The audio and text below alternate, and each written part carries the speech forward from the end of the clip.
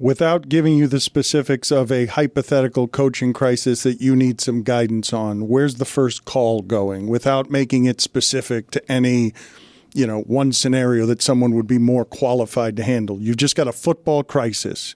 First person that you trust enough to be like, and you just don't recognize it. Something happened with a player and it's different from anything else. Who's the call you're making? It depends situationally. There could be a couple football guys. Dave Wannstedt would be one of them.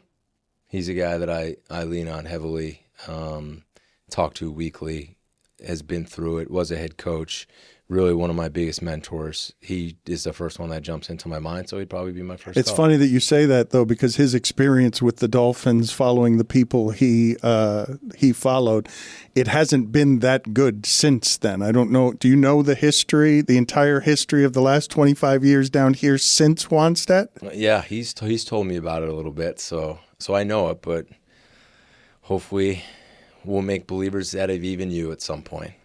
What are you smiling about? I don't know. I just felt like smiling at you. No, that you were smiling. I was rough on Wannstedt when he was down here. I called him Wanstache because a lot of people. Did you start the Wanstache? Well, we actually had Wani McStashes. We started a restaurant where we gave out chicken fingers that were shaped like mustaches. Did you get to know him? I love Dave. I know knew Dave at the University of Miami when he was. I went to school when Dave was the defensive coordinator. Yes, he's a fundamentally decent, kind human being. He is a great person, and he got ravaged down here for following Don Shula and Jimmy Johnson while going 11-5, 10-6, 10-6, and then the wheels came off. You're right. I mean, but that would be my first call. And so it's been 25 years since then, and you know the history of what it is that you're walking into from that perspective, from Wannstedt telling you what it was like to follow Jimmy Johnson? We haven't talked about that in as much detail. I've heard a lot about the past 25 years. Is there anything else you'd like to fill me in on? Did I just open up a bad? Well, no, because Dave Wannstedt is the last time that this football team was nationally relevant, and he fell under the expectations of you come after Don Shula and Jimmy Johnson. I think was he coach of the year? I think he was. He was coach of the year in Chicago. I don't think he was coach of the year here. He might have been. But over the last 25 years, they've squandered down here. I grew up near the stadium, and you're sitting in front of a heartbroken Dolphin fan who can't believe the team hasn't won a playoff game in 25 years in a league that legislates equality by making the bad teams better with the rules. Like 25 years, that's a lot of coaches. I know. We're going to do everything we can to make you happy. You're still smiling at me. What are you smiling about? You know what? How about, can I speak for you? You want me to frown? No, can I speak for you? About? No, I think you're going to say, we'll show you. We'll show you. Yeah, that guy who slept under his desk is going to come out and do everything I can to make you a happy guy.